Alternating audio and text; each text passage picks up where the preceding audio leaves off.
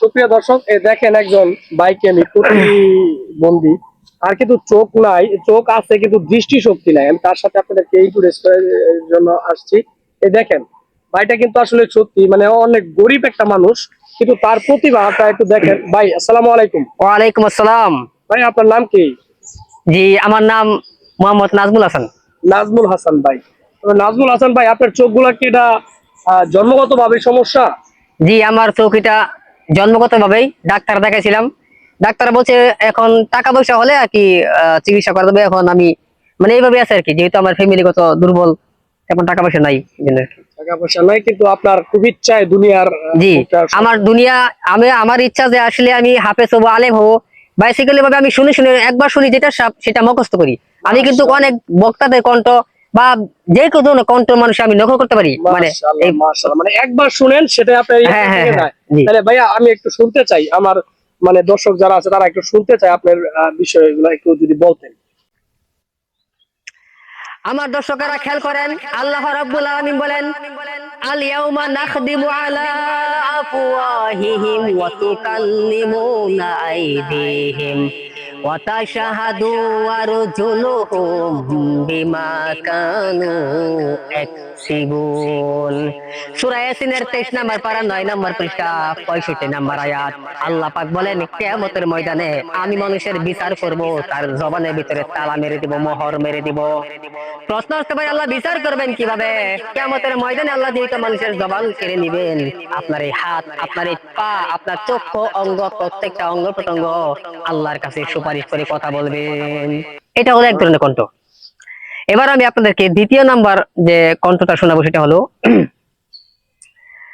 বাবারে তোমারও একটা রুহু, আমার একটা রুহু, হিন্দুর কুত্তার বাচ্চারও তো একটা রুহু। আমার মাওলা যদি ইচ্ছা করতো তোমার আমার রুহুটাকে কুকুরের বাচ্চা বেড়ে ঢুকাই দিত, তাহলে তুমি আর আমি একটা কুকুরের বাচ্চা হয়ে যাইতাম। বাবারে আপনার আমার একটা রুহু, হিন্দুর বাচ্চারও তো একটা রুহু।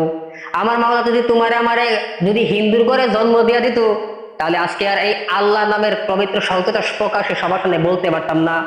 আমার মাওলা তোমার আমার হিন্দুর ঘরে জন্ম না দিয়া কুত্তা বিলাই না বানাইয়া, মাওলাই মানুষ বানাইয়া, মুসলমান বানাইয়া, শ্রেষ্ঠ নবী শ্রেষ্ঠ মত বানাইয়া দিছে। এই যে তোমার আমার প্রতি মাওলার একটা দয়া।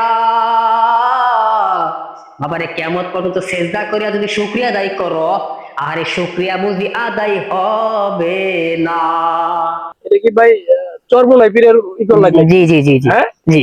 আপনি এগুলো একবার একবার শুই নাই কিন্তু হ্যাঁ, মানে হ্যাঁ, মুখস্থ করে নেন হ্যাঁ, নাকি? একবার একবার শুনে আমার কাছে আরো অনেক আছে।